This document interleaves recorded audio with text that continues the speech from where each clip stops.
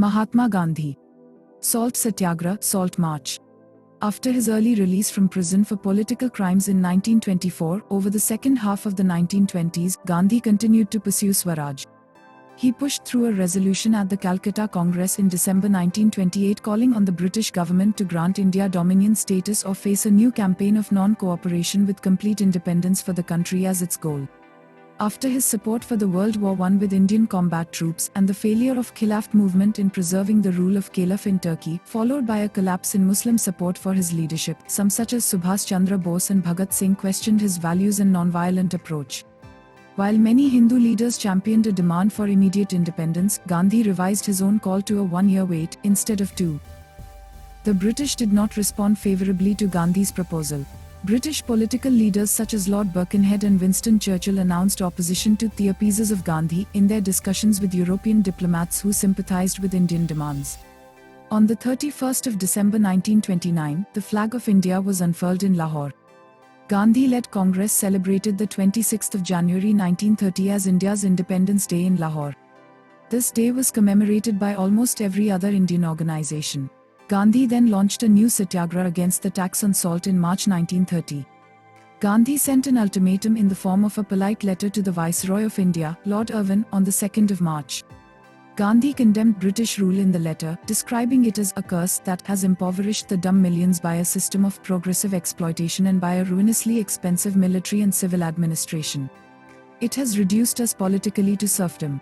Gandhi also mentioned in the letter that the Viceroy received a salary over 5,000 times India's average income. British violence, Gandhi promised, was going to be defeated by Indian non-violence. This was highlighted by the Salt March to Dandi from the 12th of March to the 6th of April, where together with 78 volunteers, he marched 388 kilometers from Ahmedabad to Dandi, Gujarat to make salt himself, with the declared intention of breaking the salt laws. The march took 25 days to cover 240 miles with Gandhi speaking to often huge crowds along the way. Thousands of Indians joined him in Dandi. On the 5th of May he was interned under a regulation dating from 1827 in anticipation of a protest that he had planned. The protest at Dharsana Salt Works on the 21st of May went ahead without its leader, Gandhi. A horrified American journalist, Webb Miller, described the British response thus. In complete silence the Gandhi men drew up and halted 100 yards from the stockade. A picked column advanced from the crowd, waded the ditches and approached the barbed wire stockade. At a word of command, scores of native policemen rushed upon the advancing marchers and rained blows on their heads with their steel-shot lathis, long bamboo sticks. Not one of the marchers even raised an arm to fend off blows. They went down like ninepins. From where I stood I heard the sickening whack of the clubs on unprotected skulls. Those struck down fell sprawling, unconscious or writhing with fractured skulls or broken shoulders. This went on for hours until some 300 or more protesters had been beaten, many seriously injured and 2 killed. At no time did they offer any resistance. This campaign was one of his most successful at upsetting British hold on India. Britain responded by imprisoning over 60,000 people. Congress estimates, however, put the figure at 90,000. Among them was one of Gandhi's lieutenants, Jawaharlal Nehru. According to Sama, Gandhi recruited women to participate in the salt tax campaigns and the boycott of foreign products, which gave many women a new self-confidence and dignity in the mainstream of Indian public life. However, other scholars such as Marilyn French state that Gandhi barred women from joining his civil disobedience movement because he feared he would be accused of using women as political shield. When women insisted that they join the movement in public demonstrations, according to Thapar Buyukert, Gandhi asked the volunteers to get permissions of their guardians and only those women who can arrange child care should join him. Regardless of Gandhi's apprehensions and views, Indian women joined the Salt March by the thousands to defy the British salt taxes and monopoly on salt mining. After Gandhi's arrest, the women marched and picketed shops on their own, accepting violence and verbal abuse from British authorities for the cause in a manner Gandhi inspired. Gandhi as folk hero. According to Atluri Murli, Indian Congress in the 1920s appealed to Andhra Pradesh peasants by creating Telugu language plays that combined Indian mythology and legends, linked them to Gandhi's ideas, and portrayed Gandhi as a messiah, a reincarnation of ancient and medieval Indian nationalist leaders and saints. The plays built support among peasants steeped in traditional Hindu culture, according to Murli, and this effort made Gandhi a folk hero in Telugu-speaking villages, a sacred messiah-like figure. According to Dennis Dalton, it was the ideas that were responsible for his wide following. Gandhi criticized Western civilization as one driven by brute force and immorality, contrasting it with his categorization of Indian civilization as one driven by soul force and morality. Gandhi captured the imagination of the people of his heritage with his ideas about winning hate with love. These ideas are evidenced in his pamphlets from the 1890s in South Africa, where too he was popular among the Indian indentured workers.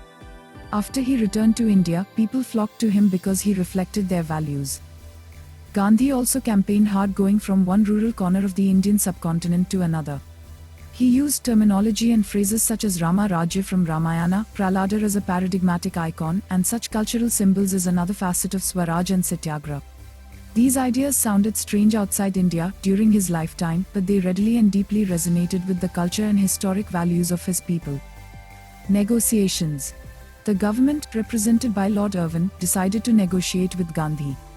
The Gandhi-Irwin Pact was signed in March 1931.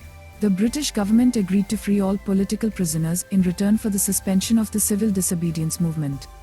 According to the pact, Gandhi was invited to attend the Round Table Conference in London for discussions and as the sole representative of the Indian National Congress. The conference was a disappointment to Gandhi and the nationalists. Gandhi expected to discuss India's independence, while the British side focused on the Indian princes and Indian minorities rather than on a transfer of power. Lord Irwin's successor, Lord Willingdon, took a hard line against India as an independent nation, began a new campaign of controlling and subduing the nationalist movement. Gandhi was again arrested, and the government tried and failed to negate his influence by completely isolating him from his followers.